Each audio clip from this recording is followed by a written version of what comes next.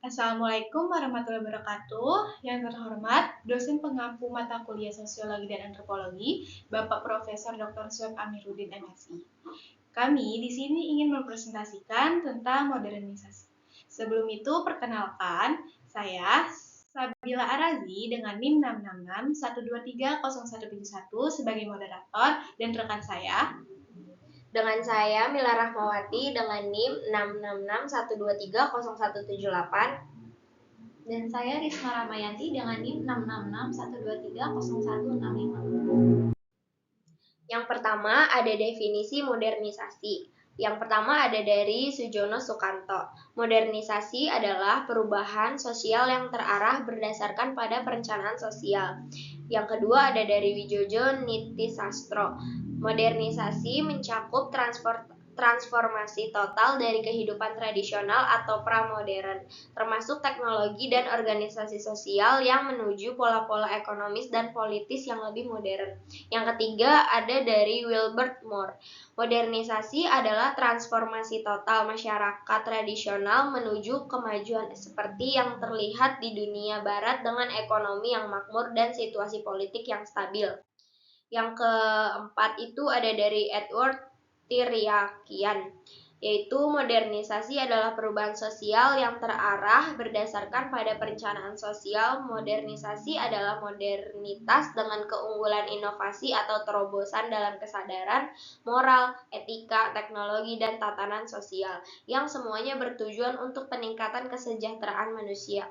Yang terakhir ada dari Kodak. Modernisasi adalah contoh khusus dan penting dari kemajuan masyarakat, merupakan usaha sadar untuk mencapai standar kehidupan yang lebih tinggi. Dengan demikian, modernisasi merupakan suatu proses perubahan dari keadaan tradisional menuju masyarakat yang lebih maju atau modern, yang mencakup berbagai aspek kehidupan seperti sistem sosial, ekonomi, politik, dan budaya. Proses ini juga mencakup transformasi total kehidupan bersama yang tradisional, dalam arti teknologi serta organisasi sosial ke arah pola-pola ekonomis dan politis yang lebih modern. Selanjutnya ada tujuan modernisasi. Yang pertama itu meningkatkan kesejahteraan masyarakat dengan menggunakan teknologi canggih untuk memudahkan kegiatan dalam kehidupan sehari-hari. Yang kedua ada mempromosikan demokratisasi dan membuka peluang bagi tindakan kolektif rakyat. Yang ketiga ada meningkatkan sikap individualis dan disiplin diri serta meningkatkan diferensiasi dalam hal tenaga kerja. Selanjutnya ada faktor-faktor terbentuknya modernisasi. Faktor-faktor terbentuknya modernisasi dapat dilihat dari yang pertama dari teknologinya. Dari teknologinya, kemajuan teknologi seperti revolusi industri, komunikasi, dan transportasi memainkan peran penting dalam memacu modernisasi dengan menciptakan efisiensi dan akses yang lebih baik terhadap sumber daya. Dan yang kedua ada dari pendidikan. Pendidikan yang berkualitas meningkatkan kapasitas intelektual dan keterampilan masyarakat, membuka pintu untuk inovasi, penelitian, dan pengembangan. Yang ketiga ada perubahan sosial. Perubahan sosial, transformasi nilai-nilai budaya, dan norma sosial juga turut mendorong modernisasi. Perubahan pandangan terhadap gender, keluarga, dan struktur sosial memainkan peran penting. Yang keempat ada urbanisasi. Perpindahan populasi dari desa ke kota atau urbanisasi merupakan ciri khas modernisasi. Kota-kota menjadi pusat pertumbuhan ekonomi dan sosial.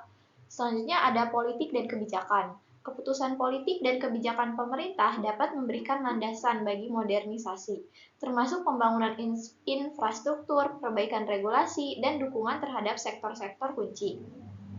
Yang keenam ada globalisasi.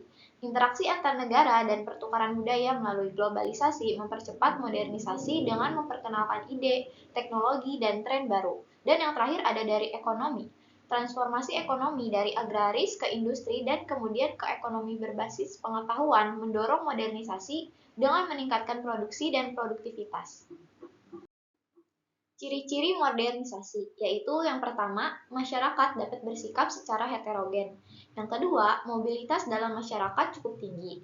Yang ketiga, penggunaan teknologi baru dalam aspek kehidupan sehari-hari. Selanjutnya, adanya perpindahan dari desa ke kota-kota besar atau negara-negara lain. Yang kelima, terjadinya sistem pendidikan dan kesehatan. Yang keenam, perubahan budaya dan nilai-nilai. Dan yang ketujuh, peningkatan partisipasi masyarakat dalam politik dan ekonomi. Selanjutnya akan ditampilkan studi kasus. Sama yang namanya artificial intelligence atau AI. Pernah dengar nggak? Betul sekali, lagi happening banget nih khususnya Benar. di media sosial ya Comar ya. Benar, mulai dari ngedit foto, terus juga menulis artikel, sampai pembawa berita juga pakai AI ya, Yasmin ya. Waduh, gimana kita? Kita akan tergantikan ya.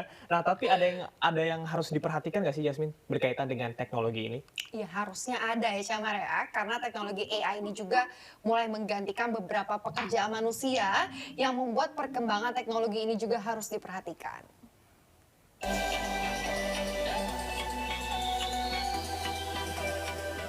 Kehadiran teknologi di kehidupan dapat membantu dan mempermudah pekerjaan manusia. Di antaranya teknologi AI atau Artificial Intelligence yang berkembang pesat belakangan ini. Beberapa jenis pekerjaan seperti menulis, melukis, bahkan meniru suara penyanyi kelas dunia bisa dilakukan AI. Meski demikian, kehadiran Artificial Intelligence dalam beberapa industri menggantikan peran manusia dinilai dapat mengancam ke depannya.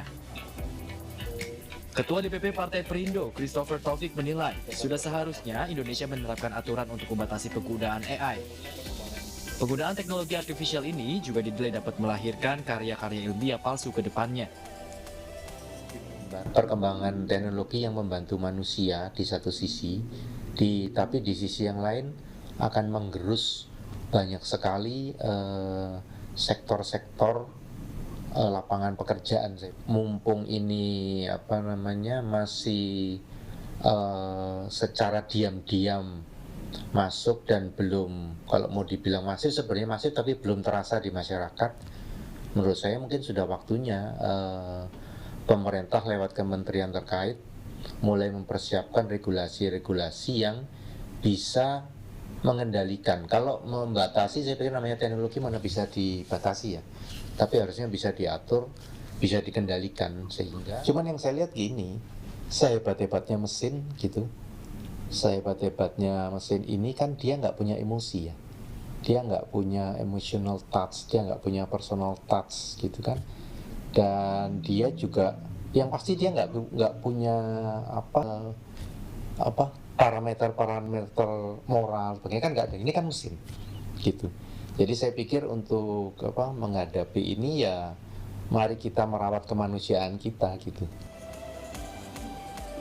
Pesatnya perkembangan teknologi AI membuat sejumlah pekerjaan manusia tergantikan.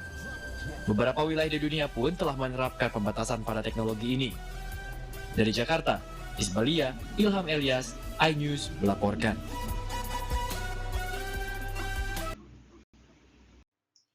Dari video yang udah kita lihat, untuk mengurangi resiko terancamnya pekerjaan oleh pengguna kecerdasan buatan atau AI, ada beberapa langkah yang dapat diambil. Yang pertama, pendidikan dan pelatihan lanjutan. Yang kedua, kolaborasi dengan AI. Yang ketiga, fokus pada aspek manusia. Yang keempat, menggali peluang baru. Yang kelima, fleksibilitas dan keterbukaan terhadap perubahan. Berdasarkan dari yang sudah kita paparkan barusan, dapat disimpulkan bahwa modernisasi adalah suatu proses perubahan masyarakat secara multidimensional di bidang sistem sosial, ekonomi, politik, dan budaya dengan pemanfaatan teknologi dan komunikasi untuk mencapai kehidupan yang lebih baik. Modernisasi ditandai dengan kemajuan ilmu pengetahuan dan teknologi yang membawa perubahan yang cukup besar dalam perkembangan manusia.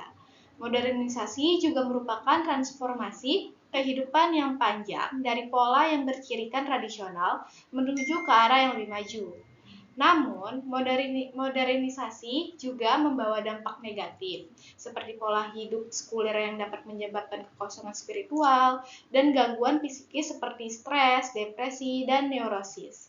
Oleh karena itu, modernisasi harus diimbangi dengan pemahaman tentang nilai-nilai moral dan budaya bangsa serta upaya melestarikan budaya lokal.